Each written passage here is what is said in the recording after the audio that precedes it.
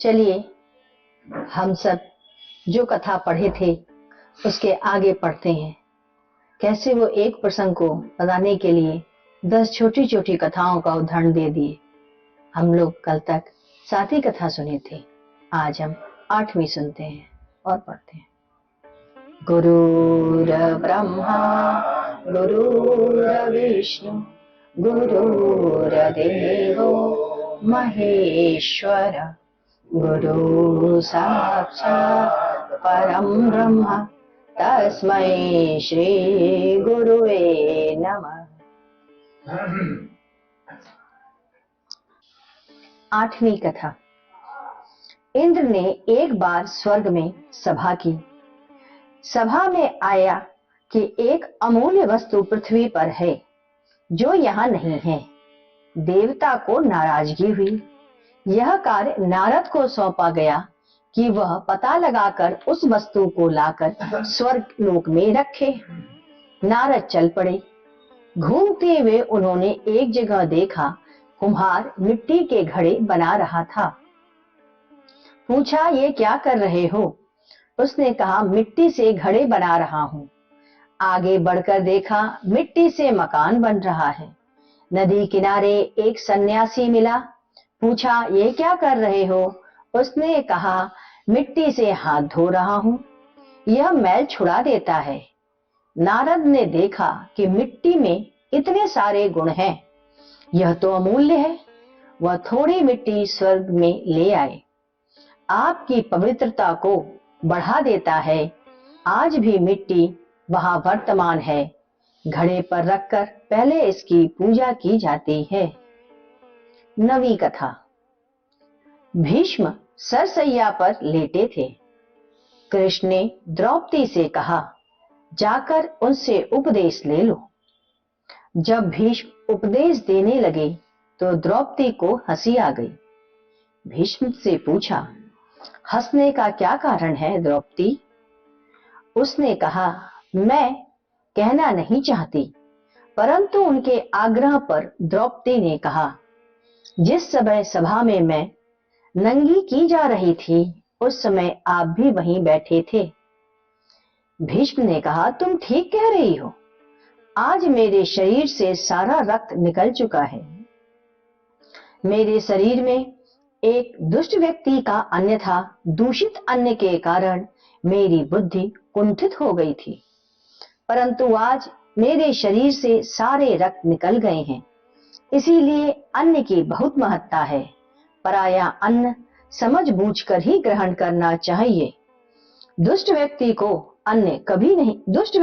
अन्न कभी भी ग्रहण नहीं करना चाहिए। 10वीं कथा। युधिष्ठिर के अश्वमेध में एक नेवला चिल्लाने लगा। धर्मराज ने उसी का भाषा में पूछा, क्यों चिल्ला रहे हो? तो उसने कहा, मेरा आधा शरीर सोने का है। 3 अश्वमेध यज्ञ हुआ और मेरा शरीर आज भी पूरा सोने का नहीं बना। उसने बताया, एक राज्य में एक ब्राह्मण परिवार था, वहां अकाल पड़ गया। अनाज की बोरी ले जाते समय जो अनाज जमीन पर गिर गया, वही अनाज पकाकर परिवार खाने बैठा। उसी समय एक वृद्धा भूखा आ गया। ब्राह्मण ने, जो स्वयं 2 दिन का भूखा था, अपना भोजन उसे दे दिया, परंतु उसे भूख लगी पत्नी ने, फिर उसके बेटे ने और फिर बहू ने अपना सारा भोजन उसे खिला दिया और स्वयं परिवार भूखा ही बिलख करके मर गया। वे सभी स्वर्गलोक गए। वृद्ध जो आया था वह धर्मराज थे। मैं वही था। उनके जाने के बाद मैं वही जमीन पर लौटने लगा। कुछ दाने जो गिरे थे, उनके स्पर्श से मेरा आधा शरीर स्वर्णमय हो गया और आज तक पूर्ण शरीर सोने का नहीं हुआ।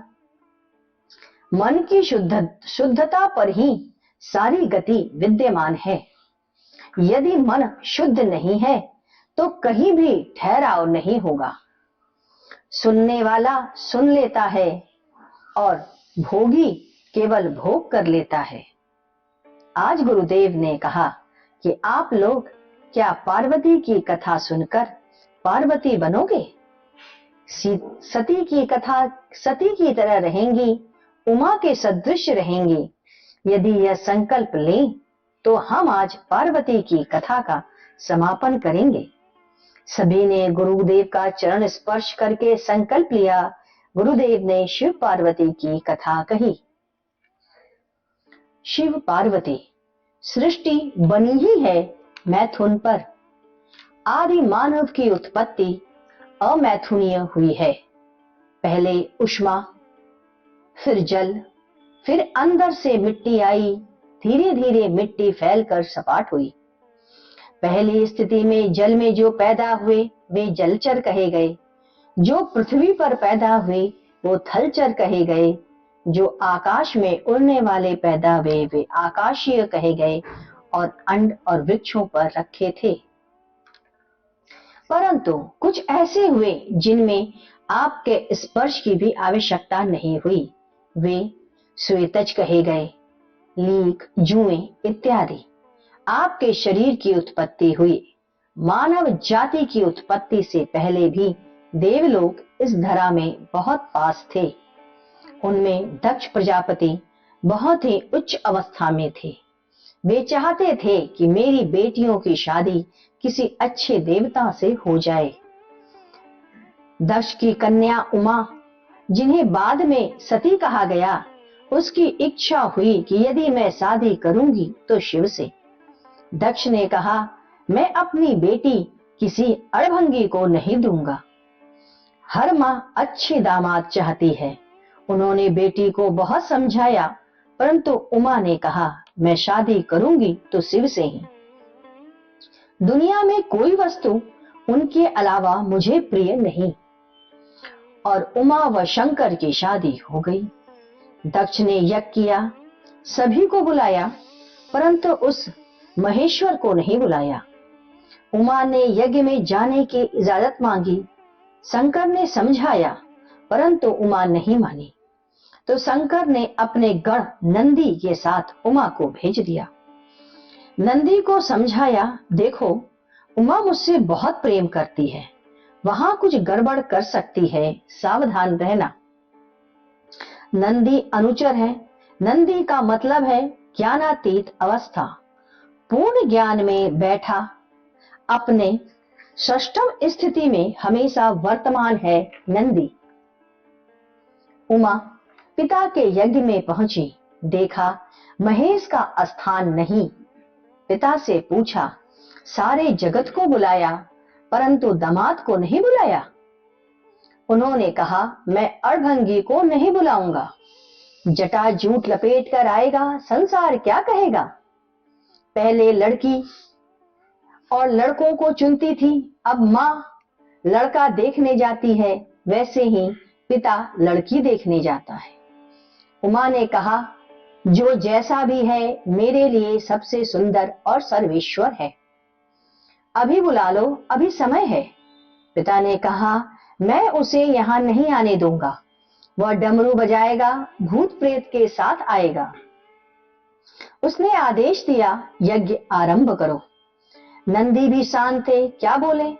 जब अग्नि अपनी पराकाष्ठा पर आ गई तो उमा उसमें कूद गई। भगवान शंकर को यह सूचना दी गई, वह ध्यान मग्न हो गए, समाधि ले ली। पत्नी जैसी भी हो, वास्तव में पुरुष का जीवन उसी दिन सूना हो जाता है जब वह चली जाती है।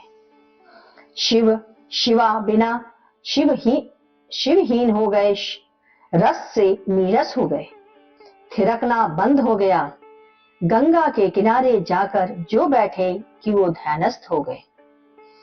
इधर ब्रह्मा ने ताड़कासुर को वरदान दे दिया था कि भगवान शिव के पुत्र से ही मरोगे। देवता उससे पराजित होकर भागने लगे। उन्होंने ब्रह्मा से कहा, अब क्या होगा? जब तक शिव को संतान नहीं होगा वह राक्षस मरेगा नहीं। ब्रह्मा ने कहा, घबराओ नहीं, मैं शिव के लिए लड़की देता हूं। हिमालय के यहाँ एक अनुपम सौंदर्य से युक्त कन्या का जन्म हुआ। मां का नाम मैना और पिता पर्वतराज हिमालय थे।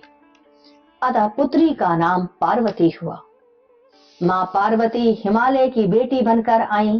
पार्वती अनुपम सौंदर्य और लावण्य से युक्त, अंग प्रत्यंग सिर से पैर से नाखून तक ऐसी सुंदरता न उत्पन्न हुई और न हो पाएगी। सभी देवताओं में भी यही चर्चा रही। पार्वती का भाई मेनका नदी में रहा करता था।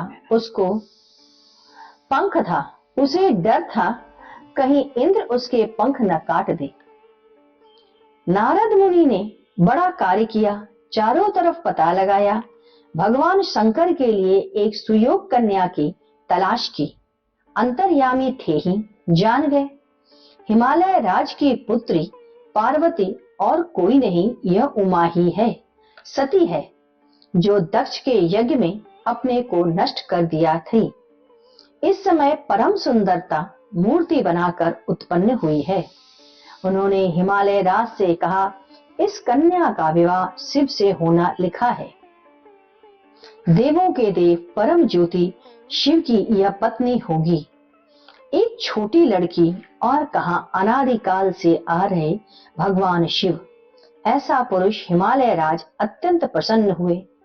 अंधे को आंख मिल जाए, अपार आनंद में विभोर हो उठे।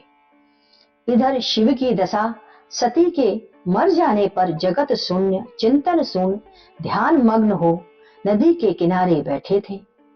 चिर संगनी के चले जाने से मृत्युंजय महादेव को अथाह दुख तथा वैराग्य चरम सीमा पर हो गया। हिमालय राज के चिंतन की सारी कोपलें फूट गईं। भगवान शिव के पास गए, बड़ी अर्चना की। बोले, मेरी बेटी आपकी सेवा करेगी, अर्चना करेगी, आपका पूजन और आराधना की करेगी, क्या आप आदेश दे सकेंगे? उन्होंने हाँ कर दिया। एक छोटी लड़की परम ज्योति शिव की पूजन में मदद करती, कुशा लाती, माला फूल लाती, यह उसका नित्य का कार्य था। देवताओं ने कहा, यह तो नित्य का कार्य हो गया, यह कैसे होगा? हमें तो ताड़कासुर के वध के लिए इनसे संतान चाहिए, और यहाँ इसके कोई आसार ही नहीं। देवताओं ने कामदेव से कहा, कामदेव का नाम मदन है, कहा कि तुम किस तरह से भगवान शिव को रिक्ता दो। वह बाण लेकर अपनी प्रेयसी रति के साथ चल पड़ा, साथ में उन्माद भी लेता गया। उस दिन बसंत आ गया। उसने अपनी इच्छा से सुगंध भर दिया और किल्लोल कर दिया। मां पार्वती भगवान शिव को पुष्प देने जा रही थी। कामदेव ने कहा, यही समय है। वह भगवान शिव के पास गए और उनको देखते ही उनका बाण नीचे गिर गया। उसने सोच लिया कि मैं बचूंगा नहीं। जिस समय पार्वती उन्हें माला दे रही थी, उसने बाण चला दिया। शिव की आंख खुल गई, उनकी आज्ञा चक्षु खुली, कामदेव पर आंख चली गई, एक ज्योति उनसे निकली और कामदेव भस्म हो गए। परंतु पार्वती को असर कर गया। पार्वती की उस दशा को देखकर नीलकंठ महाराज समझ गए कि कोई योजना लगती है, और वे धीरे से सरक लिए। कहाँ गए किसी को पता नहीं। नाथों के नाथ, भला उन्हें कौन जान सकता है। पार्वती एक लड़की थी। उन्होंने अपने हृदय से स्वीकार कर लिया कि शिव ही मेरे पति हैं। यही भाव जागृत हो गया और पार्वती पर्वत की तरह संकल्पी थी। वह वापस घर आई और उन्होंने महा से कहा, अब हम शिव को बिना पति बनाए जीवित रहना नहीं चाहती।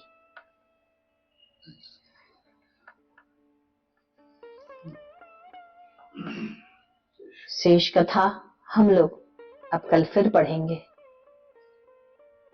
बोलिए सद्गुरुदेव भगवान की जय।